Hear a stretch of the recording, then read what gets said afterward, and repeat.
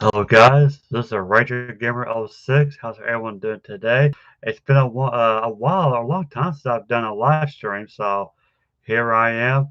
Uh, if you guys are new to my channel, subscribe to my channel, hit that like button for me, follow me on Twitter, uh, check out the description box to follow me on Twitter, and I appreciate you guys for watching. So I did a poll on Twitter, so I gotta remind you guys, I'm doing polls on which Christmas movie you guys want me to do a review on, and I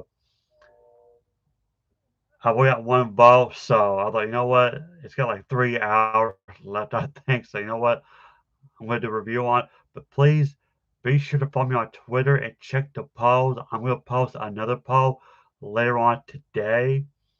So check it, vote on which Christmas movie you guys want me to do a review on. So yeah, sound a little different. So yeah, so the poll that I posted last week was two classic movies, Going My Way or It's a Wonderful Life. And of course, Going My Way won. Here it is. Uh, this came out, I believe, 1944, starring Bing Crosby. That's him. Uh, it's a wonderful, wonderful movie. I've seen it. I've seen most of it. I don't know if I saw all the way through. I don't think I saw the intro. No, I did. Saw the beginning of it. But it's one of those heartfelt, warm, kind of cozy movies. You know, if you like classic movies like It's a Wonderful Life, Miracle on 34th Street, whatever, you know, this is a must watch. If you've never seen this, it's a must watch. Again, it came out in 1944. Uh, starred Bing Crosby. It's directed by Leo McCarey, which he also did Story, screenplay by Frank Butler and Frank Cavett. Uh, and I didn't know this, but a year later, 1945, they made a sequel called The Bells of St. Mary's. I did not know that. Uh, so yeah, I need to look into that, watch it or whatever. Uh, so it stars Bing Crosby again, main character. He plays Father O'Malley. Uh, he's this young priest uh, that's taking over care from an established old veteran. He comes from, I think, East St. Louis, and he goes to New York City, if I'm not mistaken. But before I go any further, here's a spine. It's gold. Now, this has two movies. It also has Holiday Inn, but of course, we're just doing Going My Way. It is a little damaged. I don't know what happened. I don't know if it's from movie or I got in the package, but yeah. Uh, it says winner of 7 Academy Awards, including Best Picture, when young Father O'Malley, Bing Crosby, arrived at St. Dominic. I think I'm pronouncing that right. Dominic, old father of Fitzgibbon, played by Barry Fitzgerald, doesn't think much of the church's newest member. These two preachers simply can agree, but when O'Malley's fresh methods succeed in reaching out to the neighborhood's toughest kids, the community starts to change. The neighborhood becomes closer as the church's meaning grows dearer to their souls. And it's slipcover,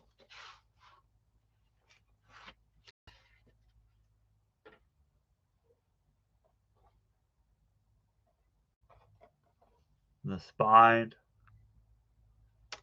and the back.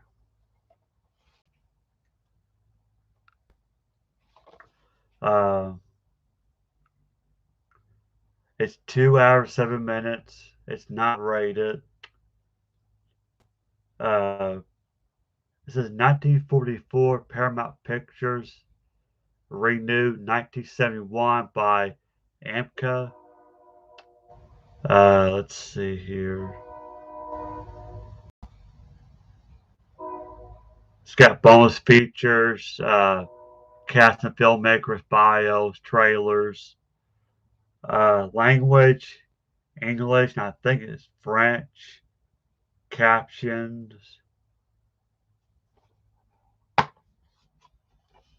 and here's the inside.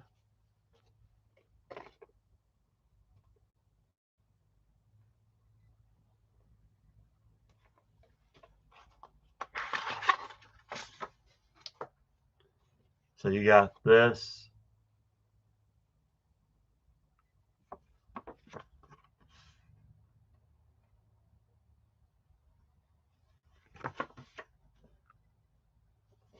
It says nominated for a total of 10 Academy Awards, Going My Way won 7 Oscars in 1945, including Best Actor for Bing Crosby, 3 more statuses for Best Director, Best Picture, and Best Writing Original Story were awarded to director/writer/producer Leo McCarey.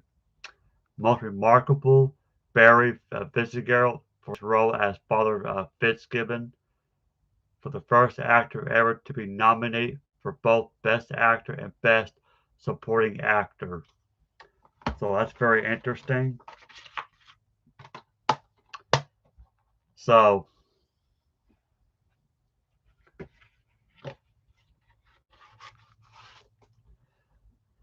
the story goes, like I said, follow him out. He's a priest. He come from East St. Louis to New York City, uh, and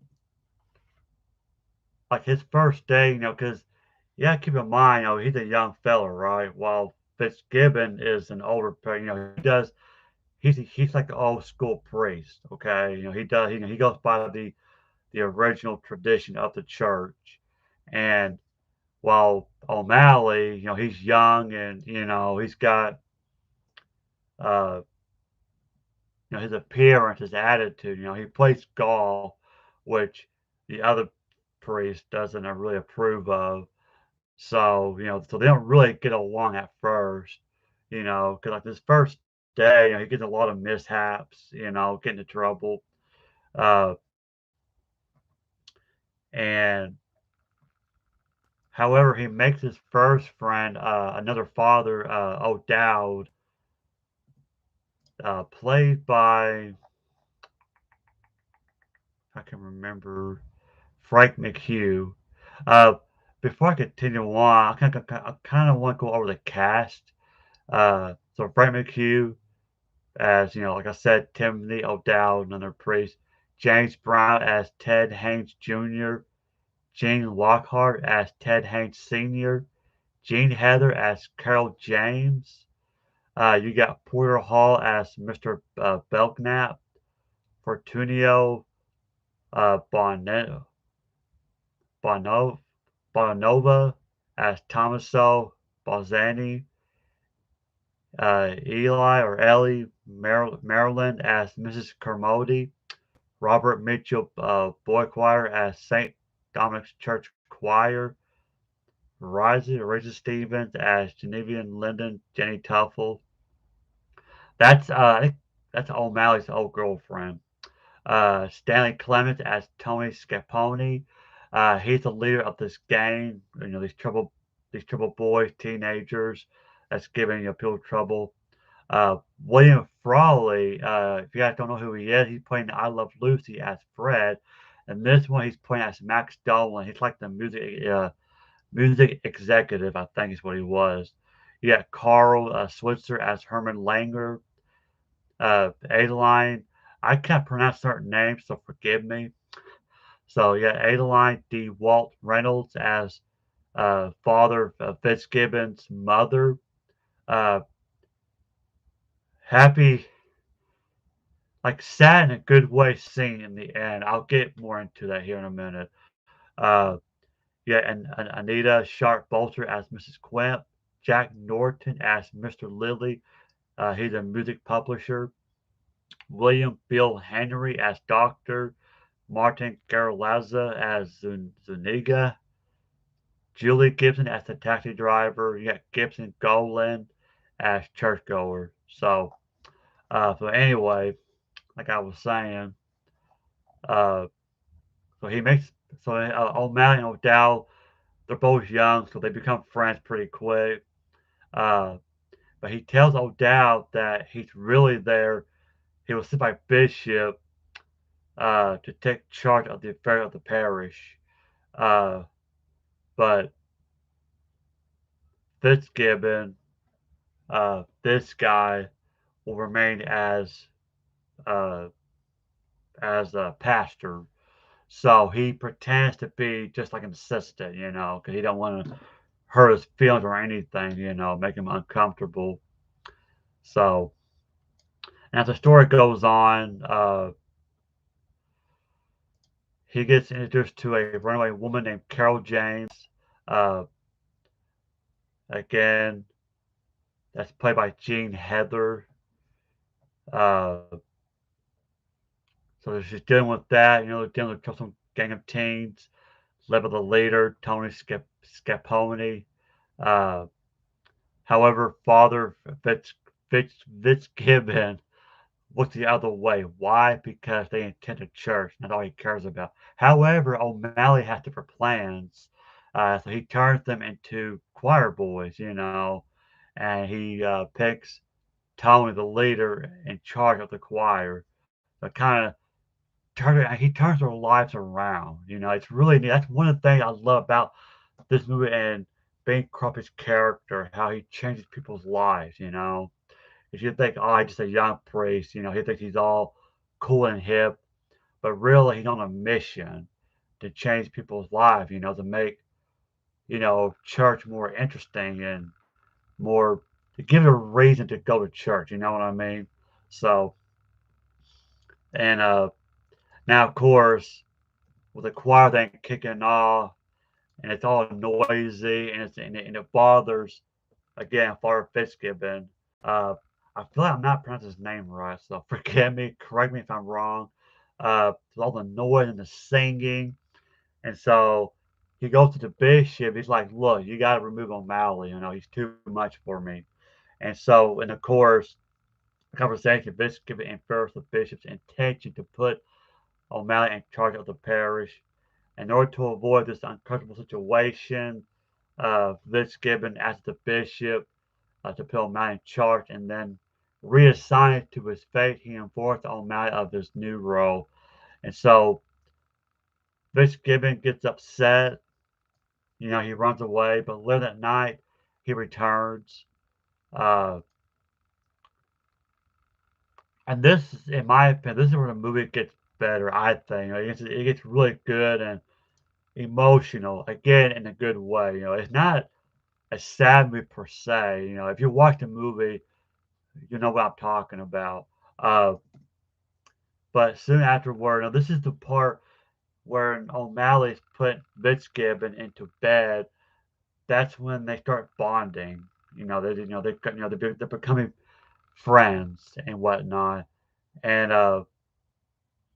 it's really heartbreaking. And then Fitzgibbon goes on and says, he's been trying to see his mom, who is from Ireland, and in real life he's from Ireland. I'm assuming his character's from Ireland too, and she's like 90 years old, and he really wants to see her, but he can't because long distance, and so because of her age, it's hard for her, and so O'Malley puts him to bed, and he sings this Irish lullaby, Tu Ra Lu Ra Lural, I think is what it is. I think it's a real lullaby, Irish lullaby.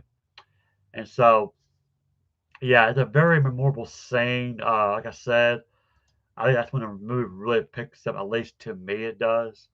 Uh, so later on in the movie, he runs to his old girlfriend, Jenny. Uh, again, it's played by, I can't pronounce her name.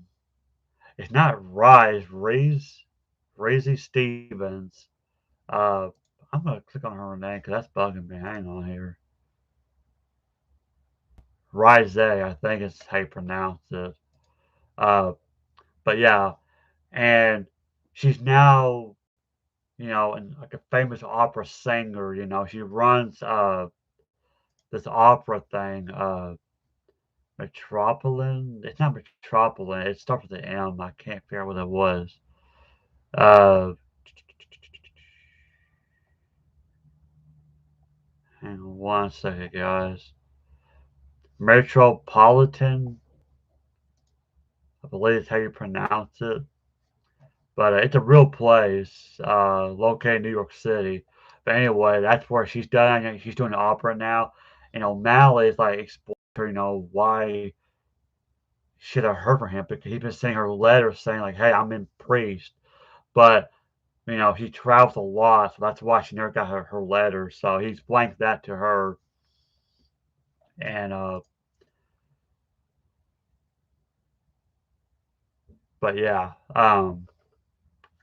so then later on, after that, he was with other people like Carol, who's not suspected of living in sin, with Ted Haynes Jr., played by James Brown, the son of the church's mortgage holder. O'Malley describes to the young couple his calling in life to go his way, which to him means to follow the joyous side of religion and to lead others to do the same. So he sings the song Going My Way, named the movie, which he wrote on this theme. So later on, Jenny, his old girlfriend, again visits his church, and she reads the lyrics "Going My Way," and so her, O'Malley, and O'Dowd decide to make a plan to rent out the opera, perform, and then like with full orchestra and all that good stuff, and then you sell the rights to the song, which will save the church from its financial woes. It's going, it's needing money bad, and then uh, Frank Frawley's character, Max Dolan, again, which I said he was a music executive, uh, hears a song, but he's having a second thought. He's like, I don't know if this is going to sell. Uh, so the choir decides to sing Sweet on the Star, and he loved it. He buys it, and it's enough money to pay off the church's mortgage. So very cool. And then near the end of the movie, and this is where it gets really, really good. Very emotional. I mean, I'm kind of getting teary eyed a little bit just talking about it. uh, Toward the end of the movie, O'Malley, he's being transferred to a new assignment. His job is done, so he's going somewhere else now. And so he O'Dowd, one of his friends, places hands on him. Now O'Dowd is a new assistant to the church, Dominic's church in New York City. And of course, Tony Scapone, again the leader of the gang, is now in charge of the choir. And but however, there's this big. I can't remember how it got started. If it ever said it's been a while since I've seen this movie, but a big fire damaged the church, and so when Christmas Eve comes around, all the uh, parishioners, I think, again, I'm not good at pronouncing certain words. All these priests, whatever, they gather around in this temporary church, which is going to serve as his farewell, like a little party, I guess you would say. Um, and this is where it gets really, really good. As a farewell gift to Father Fitzgibbon, he secretly he sent his mom from Ireland to see him. So yeah. So the both son and mother embraced. They haven't seen each other in 45 years. Such a good ending. Good, good ending. Uh, he didn't say anything. He just puts his head on her shoulder. I mean, very emotional ending for me. So good movie. And of course, O'Malley slips away into the night for the new assignment. And yeah, so that's the whole movie. You gotta watch it. This is a movie you have to add to your collection. You gotta have to your collection. It's a must watch. Uh, again, they have a sequel which came out a year later. The Bells of Saint Mary, 1945. So I never knew this had a sequel, and I think it's by the same director, Leo McCarey. So go watch if you haven't already. Now, if you're a Bing Crosby fan, you cannot skip this movie. It's a very well done movie. Great writing, great music. Like I say, it won a lot of awards. You know, best director, best acting, best writing, producer. Uh, check it out. Great movie. So that is all for today, guys. This is a Retro Gamer 06. Again, if you have not subscribed to my channel, please do. It helps me out a lot. And please follow me on Twitter. I feel like I'm not getting followed on Twitter, so please follow me on Twitter. I will put a new poll up as to which movies you guys want to do a review on. So cast your votes. I'll do it. I give it 3 days, and after that, I will announce the winner of which movie won, and I'll do a review. And I may do another review later on today. As a matter of fact, I bought a few things at Walmart that I kind of want to show off to you guys, so that might be later on today. So be on the lookout for that video. Uh, thank you guys for watching. Hope you enjoyed this video. Give this video a thumbs up. Subscribe to my channel if you haven't already. Again, please follow me on Twitter. Just read the description box below. I'll see you guys later. Have a safe week and stay safe out there. Stay warm. I'll see you guys later in the next video. Bye.